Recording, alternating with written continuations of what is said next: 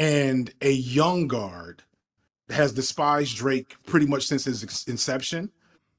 They hate what Drake stands for in hip hop.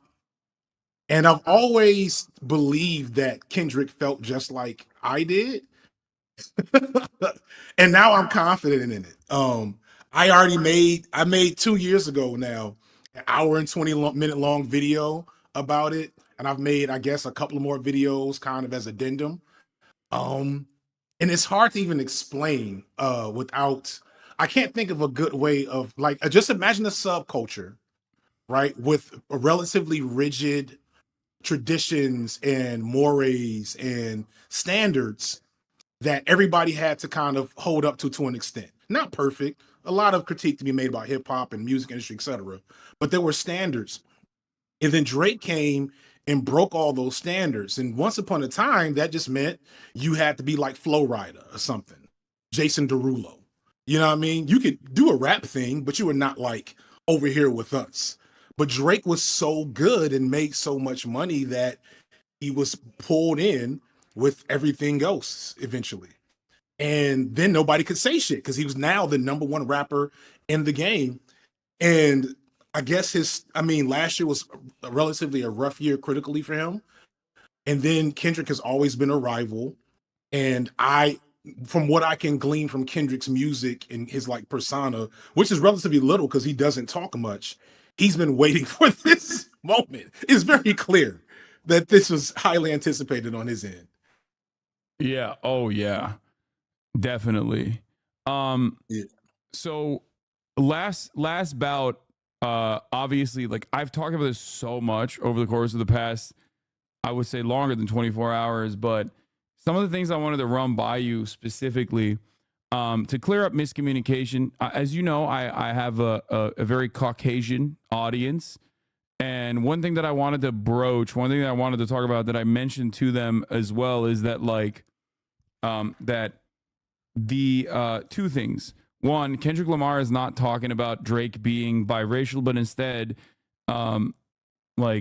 being more so a culture vulture.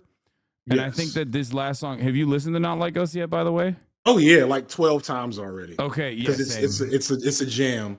And it's much easier to listen to than last night's harmful therapy section. Last night's drop, Meet the Grams, was like, it had like too much of a ominous energy associated with it. So it was great that Kendrick Lamar also then was like, almost felt like he was talking to the, it almost felt like he was saying like to the Drake writers that, you know, he can make a club hit as well. Like he can make a song that's uplifting. He dropped it just in time to make sure people would listen to it on their way to the club tonight. Yeah, like to ensure that this would get a extreme rollout and become a historical jam that people would dance. This is the first real, even though like technically this is a back to back, whatever. Technically this is that, but this is the first real back to back. It's more so because it was just such a banger that you could play it at a club and it would set the party off, you know. But to answer, to address that, so that discourse, you know, went left, and it's, you know, you should really watch, or, you know, plug in. I did an Ole and Friends with Ole, and a couple of other creators, like 2 days ago, and it's already out of date, about this whole thing. And what we talked about was that Drake has a really unique arc in his fandom. He starts out pretty openly pandering to Black women, right? Yes. Pretty, you know, I won't say shamelessly because it was still soft boy misogyny. I was never mad at him pandering and like being like more half an R&B artist, etc. But like he was definitely seen as a guy who, you know, made music that Black women could appreciate genuinely. You know what I'm saying? Because there's like a culture of we're gonna make music for the ladies, but it's still not really for the ladies. Whereas Drake, he genuinely seemed to get what women wanted to hear in his music, right? Yeah.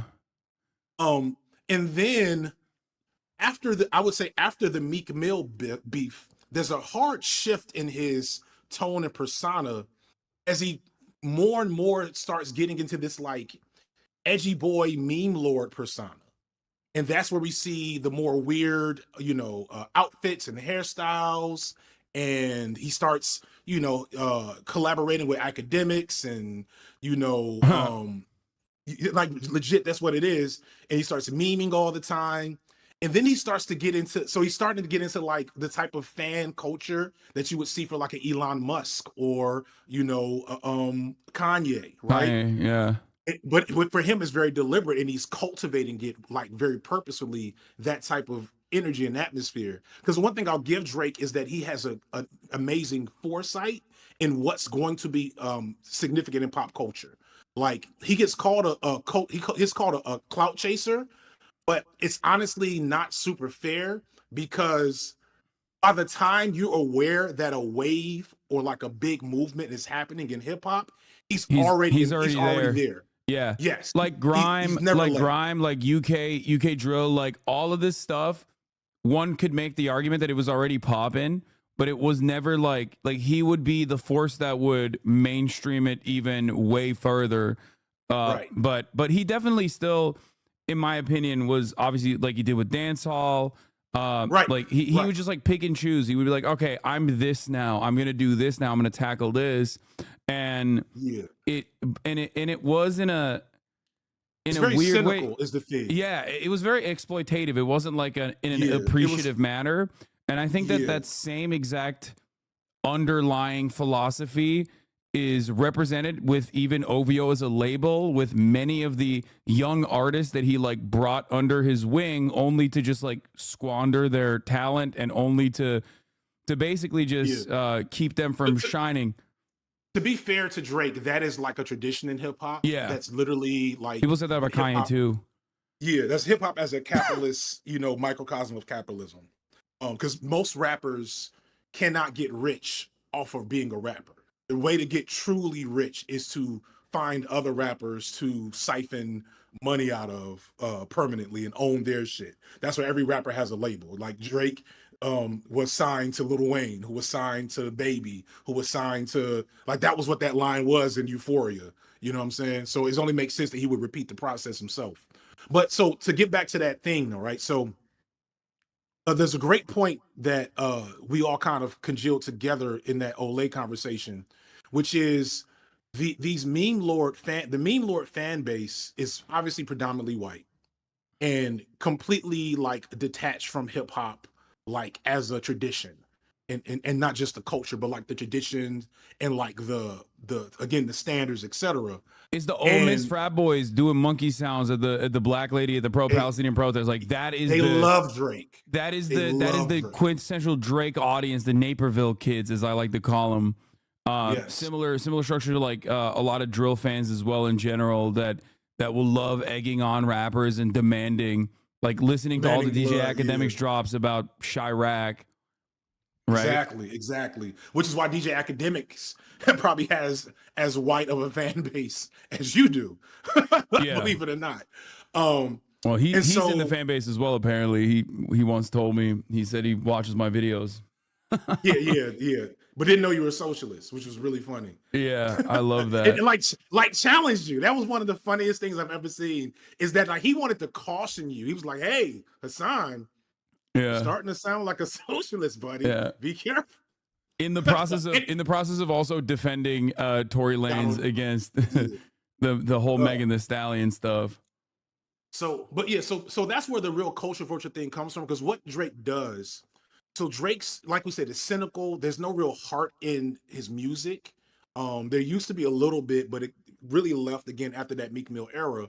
And what he does, because his persona is so like vapid and soulless, it's the perfect invitation for a Naperville boy, where you can come in, you could feel black, you can say the N-word, you can, drink and do drugs and get some girls, and you could feel like, we talked about this before, a big part of, not to get too serious for a second, but a big part of how racism works is also like this explicit consumption of blackness. Yeah. It's a double-edged sword for hip hop. Hip hop only exists at the level it does because white people want to consume it and be subsumed in it. And so Drake did that perfectly, because you can't, like, if you're a Naperville boy, you're not really gonna subsume yourself in DMX, right? Yeah. You're not even really gonna subsume yourself in the drill too tough. You want to see them do it, but you're not gonna put yourself in there because you know it's a distance. But Drake is like, hey, we're really close. We're really close. Because I think because of his background too, like being Canadian and like growing up with a white family, child actor, upper middle class, like all of that. Well, no, to be fair, like, and I actually want to dispel that, because hip hop has a history of biracial rappers. None of them move like Drake. J. Cole is biracial. J. Cole has a white mother, and nobody talks about J. Cole the way they talk about Drake because of the way Drake behaves and has cultivated his persona and fan base. I meant like his like socio-political development overall in the environment that he grew up in. I think like almost perfectly mirrors like someone who is not like so far off in their experiences from the average Naperville person that they are like impossible to identify with. And I mean, I would even go so far as to say like maybe even early Kanye West like might have had an impact in a similar capacity, because like his background is also like more affluent than someone like Chief Keef, you know what I mean? Like Definitely. The mother is a college professor, like I was also a college professor. Yeah, for Kanye, we're talking about. Yeah, so it's like I feel like it makes it more consumable and more identifiable from a parasocial perspective for a lot of white kids. And obviously, white kids are the dominant force in all kind of culture consumption, right? Because there's just more white kids than there are anyone else. Yeah. So if you want to make money, you got to sell to the well. You don't necessarily have to sell to the Naperville boys, but maybe they're bohemian inner city cousins, or they're Hicktown cousins. We got to get one of them if you want to make the big bucks. Yeah, absolutely. And I think that that's why like that plays a role in like, just like I think Taylor Swift's upbringing, development, her attitude, the way she carries herself and everything she does is like is wildfire for white women in general and the gays. I feel like Drake also hits that perfect vector for like every like the broadest subsect of society that is going to be interested in pop culture. Right. And he really leaned into it. But here's the thing, and here's an important thing. Generally speaking, as a like black artist and black artistry in that history, that's not something that will be critiqued heavily, because it's understood if you are black and you're making a thing and you're trying to be successful, at some point you will have to open yourself up to the consumption habits of a white audience. This is something I've talked about a lot personally. I talk about it with other black creators, and it's kind of like a management of what are you comfortable with? How do you feel? There's certain topics I don't talk about. There's certain topics I wish I never talked about, so on and so forth. The critique, though, is especially with hip hop, because hip hop was essentially, well, I'll argue that it was the revolutionary aspect of hip hop died as soon as it became a commercial endeavor, but its inception and its energy and its persona, even if it wasn't valid, was still this revolutionary discourse that emerged out of black and brown struggle. And so it has a tradition, even in its most commercial moments. Even someone like Lil Wayne, who's like a MAGA hat goofball now, had songs criticizing the government, criticizing Hurricane Katrina response by George Bush, etc. And Drake has never even been close to that. We may have 2 or 3 bars in the history of Drake's catalog that have in any way been I don't know, resistant to the status quo or addressing, black issues. And so to do that within hip hop is blasphemous. And the fact that he got away with it, to bring it full circle, the fact that he's been the number one rapper in whatever shape or form for 15 years and has never spoken on black issues for a lot of black consumers of hip hop, especially those who are older, who like have a sense of value to those older ways, it's really galling to kind of see. And I think that's also how Kendrick felt. I think that's why Kendrick has now released 4 songs, and at this point, I'm pretty sure we're getting like at least 6. And he hinted in the song it might be 10. Yeah. So it's a wild moment, you He's know. had it loaded up in the chamber for a while, it seems like, sitting in the chamber. Van Lathan had a really interesting take on this that I think you will agree with. Let me see if I can pull it up real quick. Does Chat, do you guys have that Van ready to go? Lathan's 50-50. I'm 50-50 with Van Lathan. Well, as you can imagine. Yeah, but he might be right on this one. I think he's right on this one. And also, I think like I just remember Van because like a bunch of my old coworkers used to work with him at TMZ back when I was at the Young Turks, and he was the first person to call out Kanye. Like pretty much before anybody else, he was like, "No, this is like, no, this is unacceptable. This is going really bad." But where is it? Let me see if I can find it because he was. Oh yeah, here it is. He says, "Here, I'll share the screen with you as well." Yeah, I want to read that on screen when we get a chance, because that I think is the essence of what's happening here.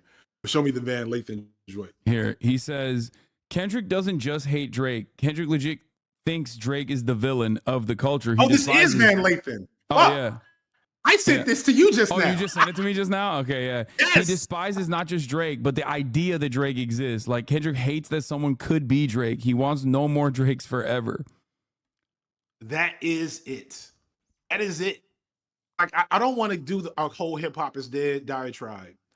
Because hip hop dying isn't Drake's fault individually. Drake is just a symptom of essentially hip hop plus late capitalism. Hip hop plus, technocratic encroachment on everything in our life and art, etc. But he is like the poster child for it. And so the fact that he can exist is to some people an offense on the very concept of what hip hop is and what it's supposed to be. Excuse me. And I know that sounds ridiculous because, hip hop is very much a high art, but also a low art. The history of hip hop is full of a lot of bad shit and a lot of bad people. Kendrick himself has some L's that people are bringing up as he kind of rallies against Drake. That some things come off hypocritical. Working with Kodak Black and also, the R. Kelly stuff. The R. Kelly stuff. The R. Kelly stuff, I still like. I get like I think it's a cop out. His answer was a cop out in that moment, but like I feel like what he was saying is like there's literally songs about pedophilia from active pedophiles who have done pedophilia in their lives that white people love to sing along to. And we cherish like revered musicians, like respected musicians for many, many decades, and wife abusers and whatnot. Yeah. And that's kind of the other thing is that judging hip hop by that standard is, I'm not going to say inherently anti-Black as to not piss off whatever moderates and normies are going to watch this, but it doesn't make sense in the face of every other form of music and art and entertainment. You know what I'm saying? Like every other form of music and art and entertainment has the same misogynistic subculture, comes from the same corrupt, exploitative industry standards. No, this is the same exact energy as like Black people have a real problem with homophobia. It's like, have you seen the country? Like, what are you talking about? Right. Like Exactly. singling out Black people as though like it is a Black community exclusive issue, political issue. Just like looking at rap music and being like, it promotes really bad things, and has a real misogyny problem. As if you got rid of Black art, then we would just have this clean, it's giving Nick Fuentes with that. Yeah, absolutely. Even now, like, Black it's people not are Nick going to lose the Fuentes. election. It's not as Nick Fuentes, but it's more like, I mean, I don't know if you agree. I think you and I might have talked about this, but it's like there is a subsect of even Black academia that or journalists that like specifically write exactly this for liberals to also feel racially superior, that to give liberals the same permission that like maybe in not the same explicit terms that Candace Owens gives like white supremacists, but like there is this idea of like the reinforcing the stereotype, especially of the violent, angry Black man, Yes, But definitely. from the perspective that like It's also the liberals, same reason why we're still dealing with, black men are going to vote Republican this year again. Like, and we've yeah, dealt with that narrative it's for every year since Obama. We've dealt with that narrative, and every year it's been proven false. But they still keep bringing it out because it's a hit. It's like pizza to white liberals, for them not to face their own shortcomings, etc. yeah, it's like 52% of white women voted for Donald Trump and like are voting consistently for Donald Trump. The 8% movement is not going to be all too significant in the grand scheme of things. I do think that there is like, I think that the trend line even shifting in any direction is still significant because it shows the inaction from the Democratic Party. Like that's my analysis on it. At least I think that the Democratic Party's like lack of interest in actually offering black people anything is like causing people to actively move away from the Democratic Party, either completely being disillusioned with the political process entirely, or even move in the other direction as well because of the overarching resentment that they feel. But it's still completely insignificant. It's completely marginal in the grand scheme of things, especially when you look at broader trends and what the it's the same shit with like MAGA is the real working class movement narrative. Here, I'll use a broader analysis that's faulty that like liberals will understand. People always say, "Oh, MAGA is the real working class movement," and it's like the Republican Party has always and will always not only openly advocate for the needs of the rich, but also the voter demographics show that like wealthy people still do in higher percentages vote Republican than they vote Democrat. So the notion that like the MAGA Republicans are actually the real working class in America is a faulty one. It's just a minor change. Yeah, my analysis of black voters is that it's been very much candidate based. Like one of the biggest blows to this false narrative last cycle was here in Atlanta with Stacey Abrams, who lost but had a higher percentage of black male voters than any Democratic candidate for anything like in the country. Um, and so like, Obama, like one slick shitty trick I saw CNN pull. Actually, shout out to Van Lathan again. Look at you, Van Lathan. I'm giving you all kinds of coins today. Van Lathan actually was saying similar thing to me right now in this little segment, in that this black man going to vote Republican thing is not really backed up by data or history, and it's kind of some bullshit. He even implicated Russian whatever, which actually, like, I know they found proof of that. They found proof that Russians have been like, I think Tariq Nasheed is a Russian operative. Like that's a theory I'm gonna really? marinate on. If you ask me, I have no proof of this. This is oh all my slander. God, I love that. But that's but awesome. I think Tariq Nasheed is a Russian operative. I think his entire ADOS FBA movement is some shit that it is definitely reactionary. The ADOS movement is like for sure the separation.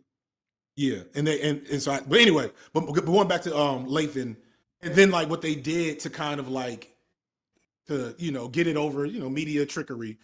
They showed what the black male vote was for Obama, and then moved it just to Trump, but they didn't show anything before Obama, right? So what it looked like was a steady decline from Obama to Trump, or from Obama to Biden, I should say, right?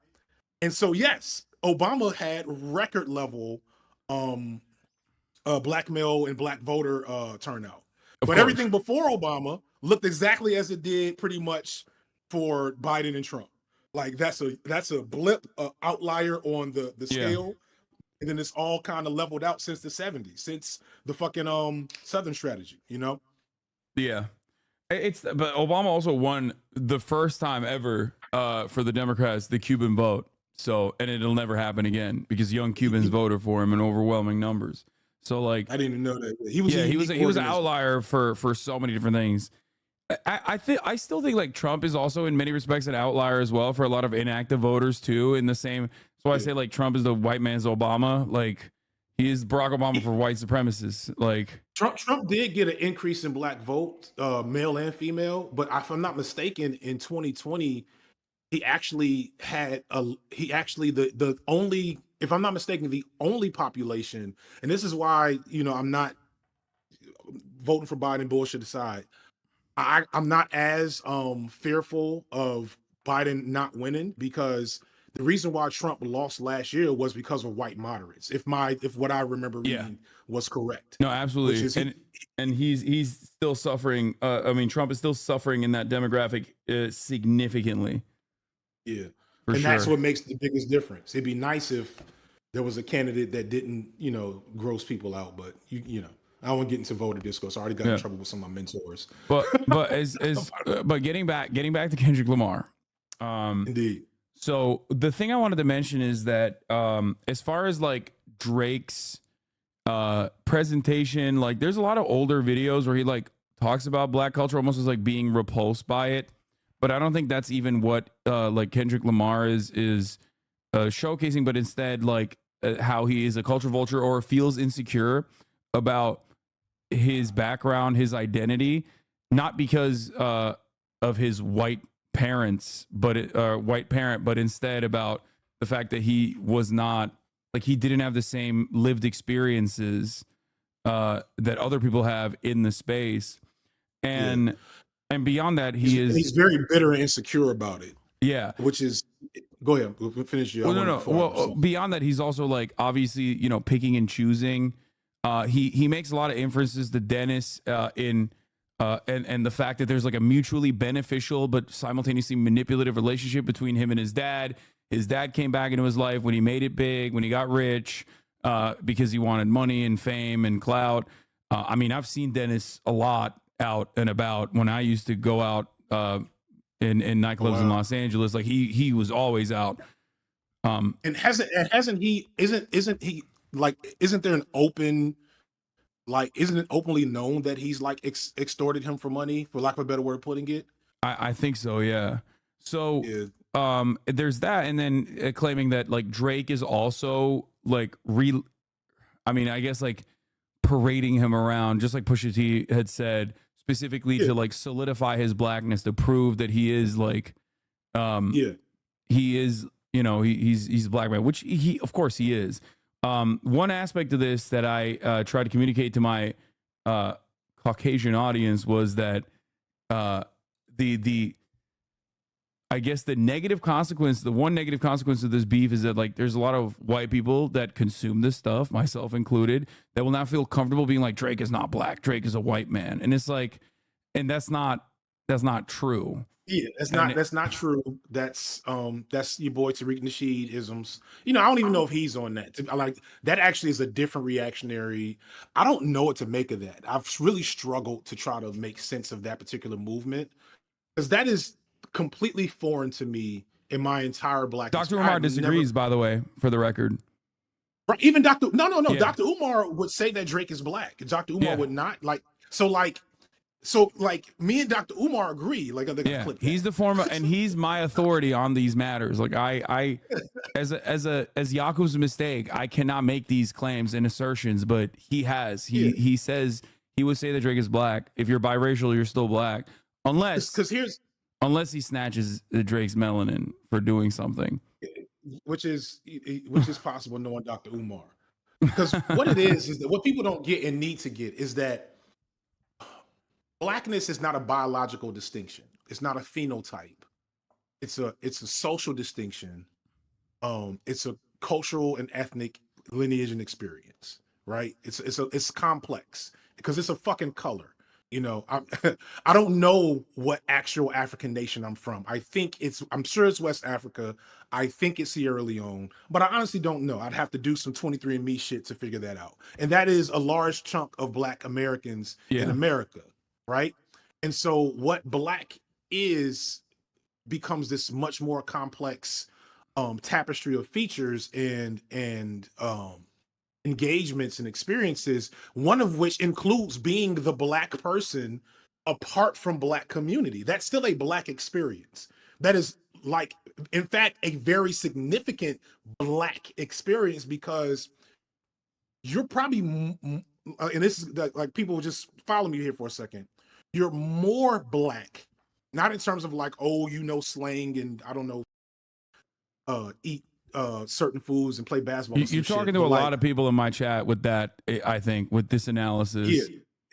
you're more black isn't necessarily you are more engaged with black cultural aesthetics and ideology, but you are experiencing what it means to be black a lot if you are the only black person in your community. If you Yeah. are a Drake, where you are going into, I believe Drake did come up in a working class. He was like somewhat connected to a working class black immigrant community in Canada, but he went with he went to school and then like obviously did Degrassi, so he's very much apart from that aesthetic as well. And then also because Drake was the child of a black American and not the child of a black immigrant, that was also going to be a disconnect because he's like double minoritized in that situation.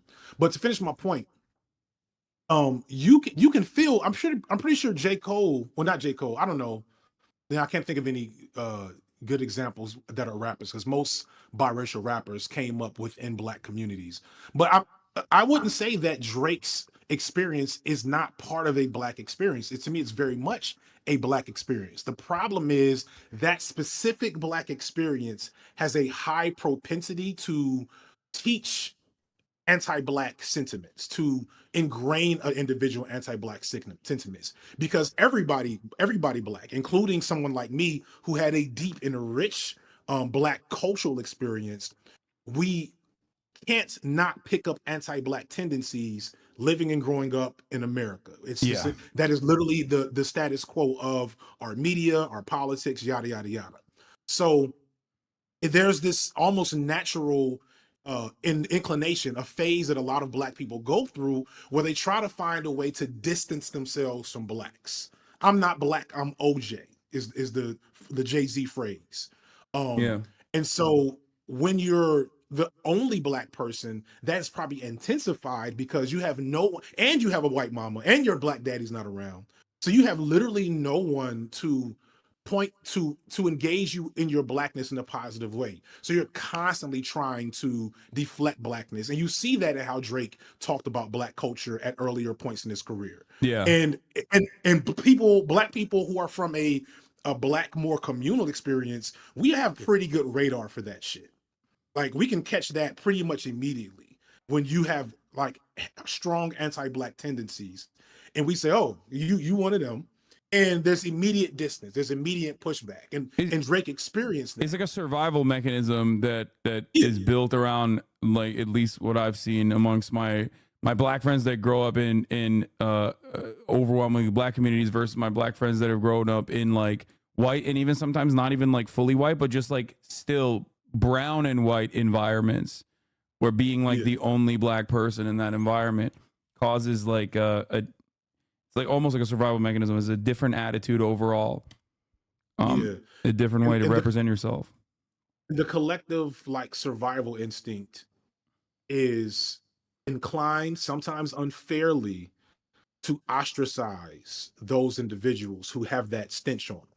You know what I'm saying? It's like, oh, you say the hard you are and you don't realize it. So we kind of see what you're talking doing about Drake? We're all talking about Drake, but a lot of I did not know that video existed. It was a shocking video that I saw when he was young. There's a ton of them. When Drake, the most cringe Drake video, let's do a quick Drake cringe fest. Go do Drake Sway freestyle. Well, not just Drake Blackberry freestyle. Drake Blackberry freestyle. This is when he lost everyone. And he should have never recovered from this. Is and it Funk Flex? Funk Flex. Yeah, Funk Flex. Yes. I forgot who the DJ was. Oh my God. So pause. Let me set the stage. Look at him. Look at this dork. Yeah. Yeah, this is. Oh my God. You gotta watch when I bounce, or maybe tomorrow, you gotta watch my dork Drake video. But so is this like the Sprite commercial era where his face opens up? This is the Sprite. Yeah. So Drake, you know, and I have to be complicit in this. I was not always a Drake hater. His first mixtape, So Far Gone, was in that Kanye vein of like, hey, we have this new version of hip hop that's a little less, street, a little more melodic, a little more vibes, a little more emotionally engaged, a little less hardcore. So I want to be clear and honest that I am not from the hood. People sometimes think that because they're probably racist. But black folks can tell when I talk and the way I talk about certain things. And so, like, there's a generation in the culture of young black men who didn't quite feel as connected to DMX and Tupac as they did to Kanye and initially Drake, right? So Drake has his first mixtape. He's doing his best he can to get seen. He's getting rejected regularly, but Kanye does his first single that they were just playing. What is that fucking called? Maybe my everything, you know, I have whatever the fuck that is. Yeah. And so now he's here. He's here. He's got a hit single. We at least got to let him ride out this hit single and see what happens. He gets invited to Funk Flex. He's Best well I Ever Had spoken. is the name of the song. Best I Ever Had. Thank you. He's well spoken. He's light skinned. He is unoffensively black, which means he's gonna get opportunities because they know that he can cross over like he eventually does. So here he is at Funk Flex, and Funk Flex freestyle is like, at the time especially, that is like a rite of passage for, like, if you want to be an elite rapper and taken seriously in the culture, you come to New York, you get on Funk Flex, and you spit some bars, right? And you can find so many other rappers doing this. J. Cole has a ridiculous, we'll watch his after this to kind of like notice the difference. What he does here is the most cringe thing anybody's ever seen. So just skip ahead. So, like, I want to get the beginning. So and then I'll skip to the movie. Yeah. In HD. Yeah. Young. What up? 1080p's the film. What is he doing right now? What is he doing? Monday. Yeah. He's got a Blackberry in his hand. What are you doing, Drake? I'm here, man. I'm ready. I remember listening the last time I listened to one of these. He's turning up the black set. You know, the boy said something. He said, Flex, let me touch the city. Let him know where it's at. You know what I'm saying? Exactly. Can I do that? You want to do that? Can I do that? Hold up. Turn his mic up a little bit. Can I do that? Let's skip ahead like 30 seconds. Can I do that? Okay, tell him to, yeah. Money to the young boy dying out. You hear me crying out. What is he doing this time? What is he doing wrong? And if your man get the stunt, you can we'll get one buy him black out. point if you understand what he's doing wrong here. I mean, I don't know. Is it that he's speaking from his he's reading from his BlackBerry? Is that what it is? Yes. Like, this is horrifying. And he does it the whole time. Like, go ahead. Keep going. What? Funk Flex, hot 97. I'm so far gone. It's bad still. Yeah. He does not put the BlackBerry down. Wait, what is it? I feel like this is where it gets real bad. Young effing Wheezy. Holla at me when you done effing Wheezy. Yeah. Okay, it's young. Oh my God. Wait, didn't he literally? Oh, shit. Oh, what? He did actually Holy fuck shit. Lil Wayne's girl. That's crazy. Wow. That's some deep lore. I know. Which That Kendrick we just addressed. unearthed Kendrick brought up just in now. Because I didn't know that was there. It looks like some other people did, because that has like a high replay there. So I guess that was something that people in the know remembered hearing. Oh God. And we haven't even gotten to him the person. And that's the funny thing. I didn't think Drake was, like, I had heard and seen all the really creepy shit he did. And giving him the benefit of the doubt, I just figured because he was just like such a cringe lord and a clout chaser that he would text a 15-year-old girl to have a relationship just so she could say his name on a red carpet. You know what I'm saying? Like, that is what my perspective was with a lot of his. Wait, hold up. Stuff. Fantano's calling. Do you fuck with Fantano? Do you know him? Yeah, I've been texting him back and forth this whole time. Hold on. He's calling me right now. Hold on one second. Fantano, I'm live with FD Signifier right now. If you want to get on a Discord call with us. Yeah, I'm on Discord now. Just call me. All right, perfect. I'm gonna add you onto the call. Okay, sounds good. All right, hold on. Let's do this. Let's bring Anthony Fantano, internet's busiest music nerd, into the fold. That looks scary as hell, dude. I played the funeral march, and then I did an intro, and I did a little bit of a eulogy for the boy, and then we played the track, we ran it back, and then I played it a little bit again, gave some thoughts, and now we're here. Yeah. I think one of the. And I'm not putting this on you, Anthony, Yeah. because I know you're better than me. but I'm an OG Drake hater. I'm the anti-academics. I'm an actual academic. Yeah, no, you've definitely been hating him longer than me. Yes, and I, I hit my power for a while because I didn't like the idea of being known as a Drake hater. I had other shit to say and do, but like, it's clearly my moment at the moment. Yeah, So it's your time to shine. I might as well let it be free. I might as well let it go. I feel like, I mean, I'm sure you've like, and no disrespect to the guy. I love this man with all my heart, but I just find it very funny that in the wider world of YouTube music commentary, when we needed him most, Mike Seatown decided to retire from Dead End Hip Hop. Like, he's an OG Drake hater too, Yeah. not entirely. He sort of gets, I think he got him kind of early on. But no, I did too. I was just saying, like, So Far Gone era, on into, now that was probably it for me. I didn't like the first record too tough. Take Care is like, I understand that to be an amazing R&B, hip hop like moment. I'm not a huge R&B fan. And then after that is my favorite, which is I always forget the name. Never Was the Same. So that's my favorite. I think that's everybody's that has good taste favorite. That's not like it's an most edgelord people's favorite. My favorite. If you're reading this, is Too Late. It's my that was favorite. what I was pretty much. It's kind of tough Drake. It's kind of tough Drake. I do kind of like the tough Drake mixtape. Yeah, that was it for me. That was when I started being loud and proud with my Drake hate. I was like, all right, he's successful enough. For me, that was a rare instance of Drake enjoyment. Like, up until that point, most people were sort of, I had been classified as a Drake hater pretty early on. Take Care, I was underwhelmed by. I didn't even really do a formal review of his first album, I don't think.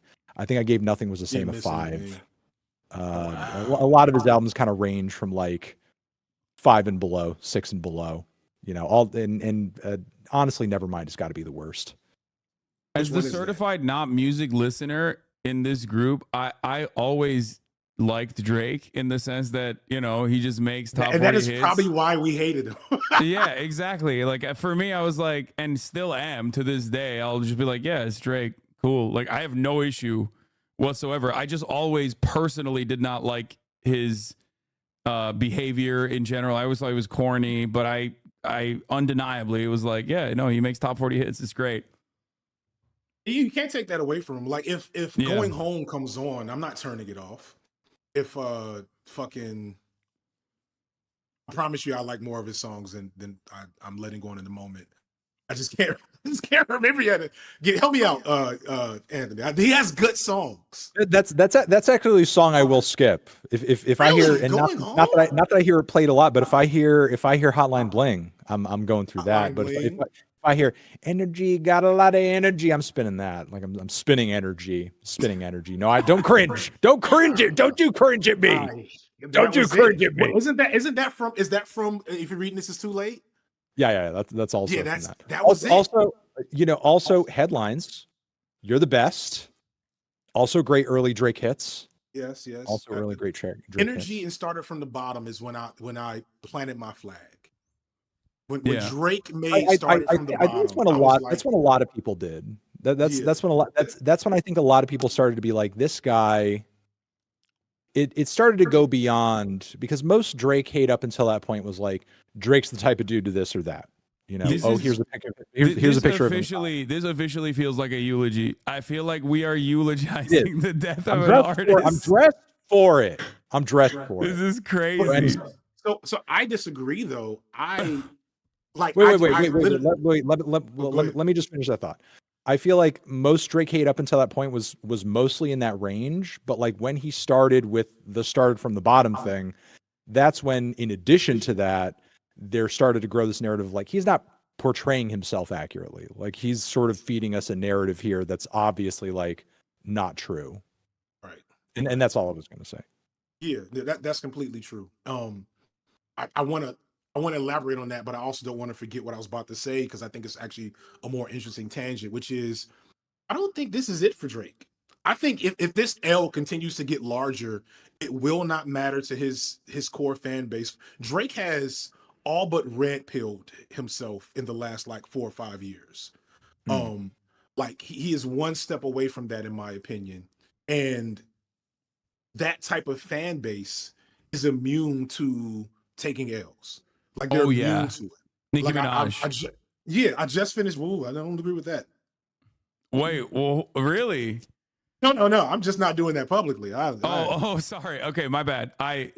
You're Hassan on the Piker. broadcast of a certified enemy of the barbs. I can't go to a Sephora ever for the rest of my life. I'm barred. They will kill me. Shit. Like before I got on, like I'm walking in the house and like I was just scrolling Twitter to see what people are saying because I didn't get a chance to hear it immediately because I was fucking eating. I was like, it was dinner date night, and like Fantano texts me. I'm like, I'm eating. Holy shit! And I just wanted to go to the bathroom. Like I'm just gonna go to the bathroom and listen. Instead, I just put the phone in my fucking ear. You were one of the first people I texted. You're one of the first people I sent a text to. And so, but I watched Academics, and Academics is not listening to the song, not reacting to the song. He's strategizing for Drake with this Yes. chat. He's literally strategizing. Like, what could Drake do? What's fun? Do you remember this? Do you remember? And I don't know how long you've like been aware of and have been watching Academics. I am very new to Academics. Thank God. Me and him, have had exchanges over the years, and one thing that I used to remember about him is very early on, like he was a Drake fan, and very loudly and proudly a Drake fan, which I didn't think anything of. Like if he likes the guy's music, he likes the guy's music. It's probably endearing at the time. Well, the thing is, like, there was a period of time, and I don't know when things shifted, where Drake actually like really kind of kept him at a distance. And if he turned up in like his comments on live or whatever, he'd like chide him a little bit and just kind of be like, what the fuck is he doing? Like, get out of here. So, like, go away. But then there became this point where he like openly embraced him, and he sort of like become his little messenger boy, and is like, oh, tell everyone I'm dropping. Tell her, get people hyped up. Make sure people are excited for this or that. And it's like, I wonder when that kind of shifted, when Drake realized like, I need to sort of like get, these terminally online streamer guys who are basically going to be loyal to me for clout reasons. I need to just basically embrace them and kind of like, use them as kind of a pipeline for positive sentiment toward me. It's probably after you're reading, because after you're reading this is too late. Drake stops being a musician and an artist, in my opinion. He still makes music. He still makes good stuff, but he becomes this really almost really very interesting kind of curator of tastes. I was saying this song when I got here, like if you accuse Drake of being like a wave hopper, that's a little unfair because he's riding the wave in. Like somehow he knows City Girls are about to blow up. Somehow he knows the Migos are about to blow up. Somehow he knows UK drill is about to blow up. You know what I'm saying? Like he just is there for it. And then once it happens, he's already there. It happened with him, And so like, I think because that starts, that starts kind of at the same time as like of the very weird culture wars era of the internet and alt-right and shit is probably where, and then like this exploitative shit that Academics did in Chicago. So he probably saw something that told him that Academics was going to have a large platform full of rubes that, are just clout demons that will be useful to have to be bots online and on Twitter for his whatever narrative he wants to spin, to constantly give him the benefit of the doubt and to shout down like obvious L's and to say the guy you argue with last night, I think I saw, I can't remember his name. Los Pollos. Yes. Oh my God. Oh yeah. I didn't watch Mr. Drake and Drive himself. Yeah. I've literally not been able to get through like more than 5 minutes of any of those videos. Yeah, he's a special guy. Take it. But yeah, so I think that's when the shift happens, when Drake realized there was value to extract. Which is why I'm still like, I'm kind of counting Drake out now. I had it in my mind until last night that Drake was going to win this in the court of public opinion. I didn't know how. I didn't think it would be like a valid win, but I had no doubt in my mind that the court of public opinion would view Drake as the winner just because that's just how these things work, and that's how good Drake is at manufacturing cultural narratives. Now, I don't see how it could be the opposite. It couldn't be the opposite, I should say. Yeah, I mean, the timing, in my opinion, the timing, the delivery mechanism, the fact that he called a shot ahead of time with not one but two diss tracks, and then basically even the expansion of the Maybach gloves all the way to the original like photo, which I feel like is going to expand even further. I don't know what the hell else is going to happen in the album cover. Like the next disc is going to have an even larger cover, I feel like, and then it's going to be, I don't know what the fuck they're going to show, but all of that is very calculated. And he even said that Drake was very predictable ahead of time. So, I mean, it makes you wonder ruthless. How long. I did a community post, and I was like, I kind of can't look at Kendrick the same anymore, because this is like anime level villain diabolicalness in terms of like, how long has he had this shit on Drake? And he didn't get those. He didn't take that picture in the last 2 weeks. It had right? the Drake writers. Like he could. Yeah. It had the Drake writers literally doing Drake-anon. Like they're doing their own version of QAnon, but for Drake, like, oh, there's actually a secret bait, actually. And like that secret bait is the one who told Kenny to call him a pedophile. Like, yeah. And you know, that he has a secret daughter or something.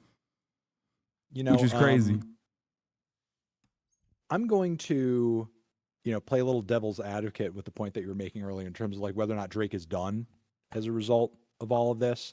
And I feel like Kendrick isn't just attacking him, especially on this new track, in a way that just kind of affects him personally.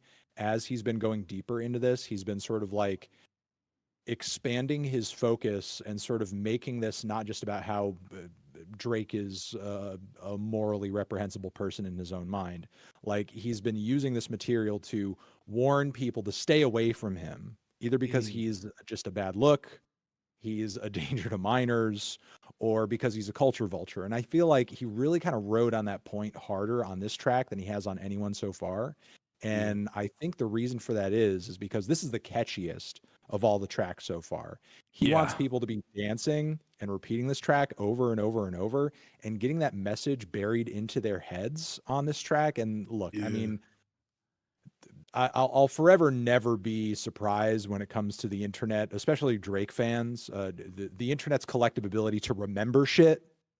Like, you know, shit will happen and then all of a sudden it's in the fucking memory hole and nobody remembers. But Kendrick was mentioning artists by name, one after another, that he personally sees like that Drake got sauce from.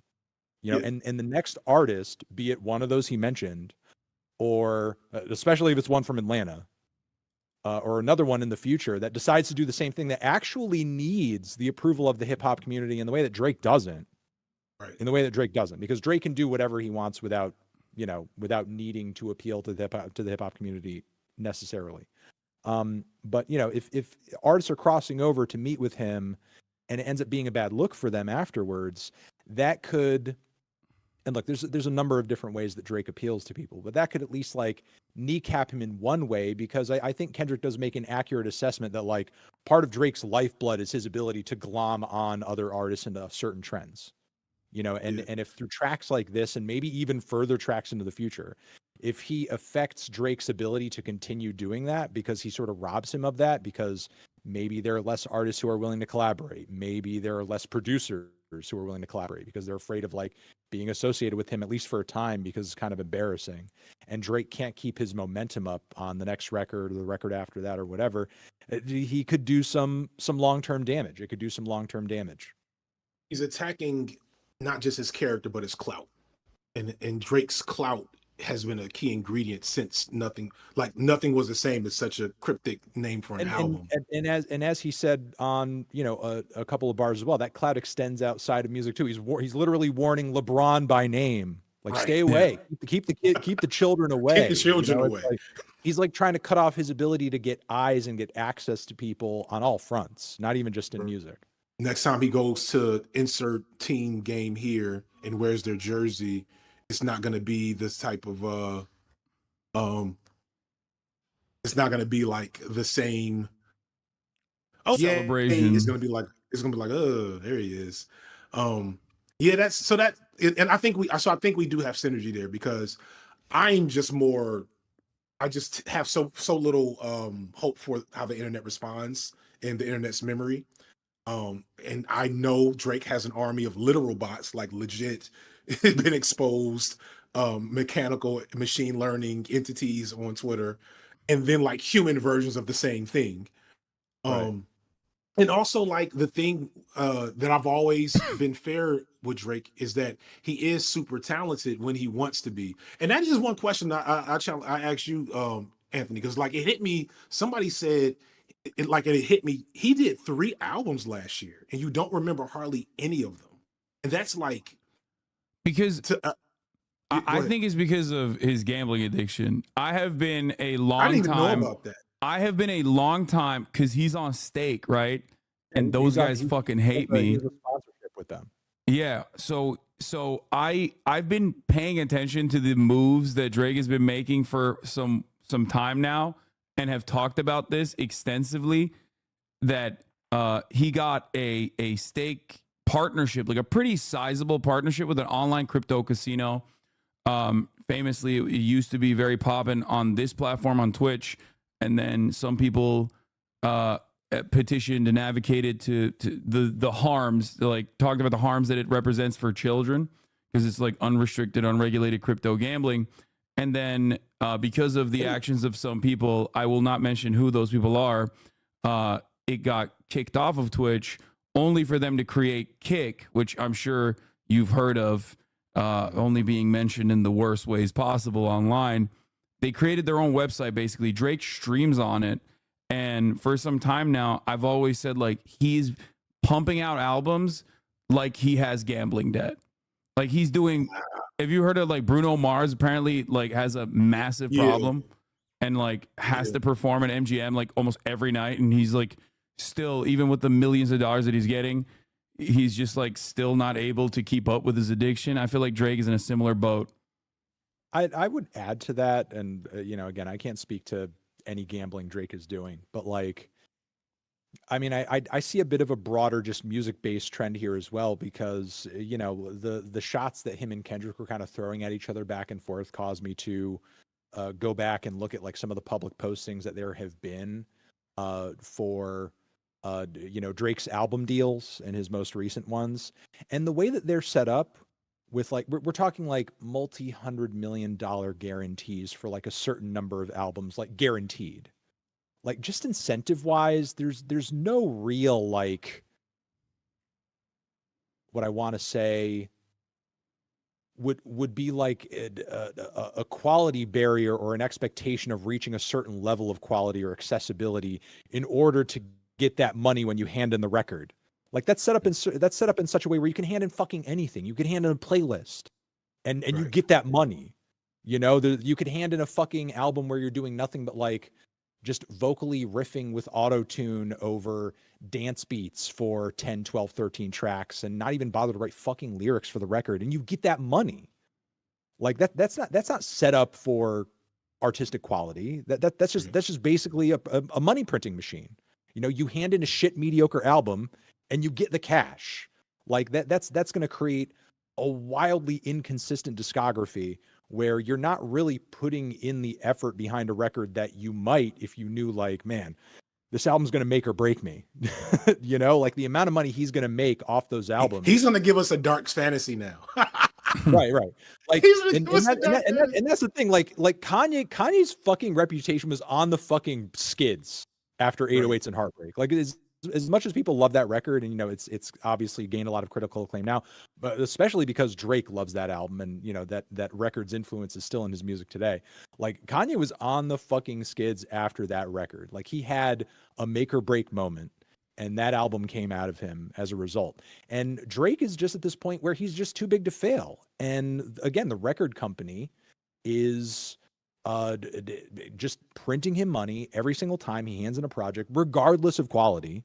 And yeah, it's like maybe if that combines with some kind of gambling issue and he needs the money sooner rather than later, he's going to just hand in whatever, So yeah, I think when you actually look at the guy's deal, and a lot of artists' deals are kind of set up this way these days, especially if labels think that they can kind of like pull a lot of money out of their pocket long term. However, a lot of these deals, these multi-record deals, you know, and you know, guys like NBA YoungBoy have been kind of like muscled into these agreements where they can, you know, it's for a certain amount of albums, but you can only put out so many albums over a certain amount of time, but you got to keep the hype up. So you end up putting out all these mixtapes on the side, and you got to be prolific as possible, and you're on a fucking treadmill to keep up. Like most of these deals are not as lucrative as the one Drake's been handed. The one Drake has been handed is obviously not going to incentivize him to put out records that are going to last long and that people are going to keep spinning into the future. You know, it just takes up more time.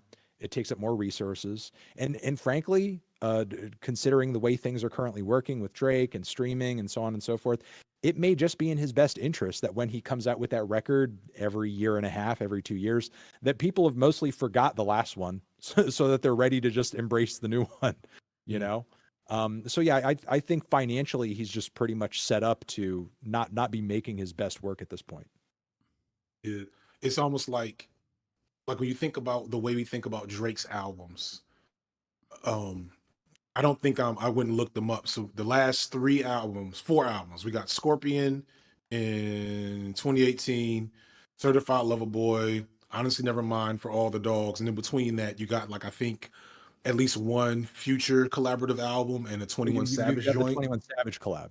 Yeah, 21 Savage collab. No, so where's the one with Future? What is that one? I don't see that. What a Time to Be Alive was a little earlier than that. Was it? Oh yeah, it's 2015. Why do I think that was anyway? But like those albums I just named, that's a steady decline. A precipitous steady decline, even by like normie Drake fan, not his hardcore stans, but like people that like Drake will probably tell you after Views there's a clear decline in quality, right?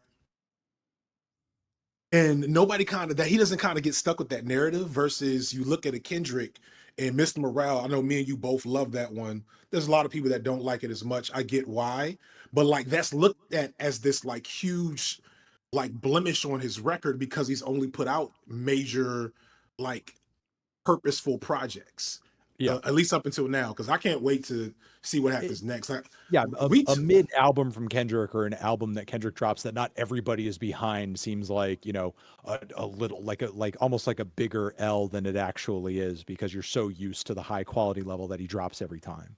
And you know, I agree with you. I think Mr. Morale is great. I just don't think like the way that record is set up, it's obviously not made to appeal super wide commercially in the way that Damn was. You know, and Damn is far from my favorite Kendrick project. It might actually be my least favorite, you know, but that's just my personal preference. You know, I still recognize that album serves a certain purpose in his catalog and it functions, you know, like obviously it's one of his most major commercial successes for a reason. I love Damn. I don't know if it makes sense for me to say I have a least favorite Kendrick album outside of Section 80, which is like, you know, that's like he even calls it himself a mixtape. Thank you, Sean the Black, for the raid. Hope you had a good stream, brother. Fucking come on, it's getting late. I'm about to get off with it, you guys, because I'm at the point where I can't remember shit. Untitled Unmastered.